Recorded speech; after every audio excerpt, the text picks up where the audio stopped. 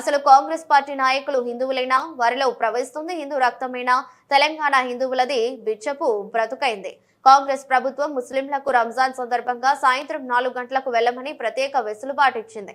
అదే అయ్యప్ప మాల, శివమాల, ఆంజనేయ స్వామి మాల వేసుకున్న వారికి ఎందుకు వెసులుబాటు ఇవ్వటం లేదు అంటూ బండి సంజయ్ ప్రశ్నించారు.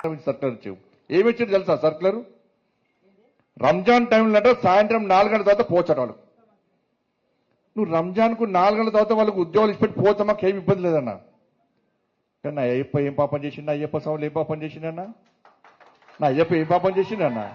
మధ్యాహ్నం దీక్ష తీసుకొని అయ్యప్ప మాల తీసుకొని మధ్యాహ్నం ఆఫీస్కి పోతే టిఫిన్ బాక్స్ లో పోయి తినరాదు. అప్పుడప్పుడు వంట వేసుకొని మడితో తినాల్సి వస్తుంది. అవునా కదా?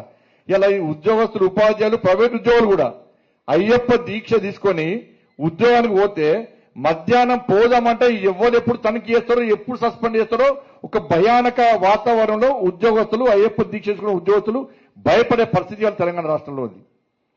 మధ్యాహ్నం భిక్ష లేకుండా పస్తులుండి అయ్యప్ప దీక్ష చేసుకునే పరిస్థితి వల్ల గంట సేపు బయటకు పోవాలంటే సస్పెండ్. మరి ఏ పాపం చేసిన అయ్యప్ప?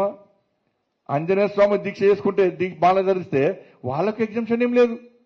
భవానీ దీక్ష చేసుకుంటే వాళ్ళకు ఏం లేదు. శివమాల ఇప్పుడు శివరాత్రి వస్తుంది, శివమాల చేస్తే వాళ్ళకి ఎగ్జామ్షన్ లేదు.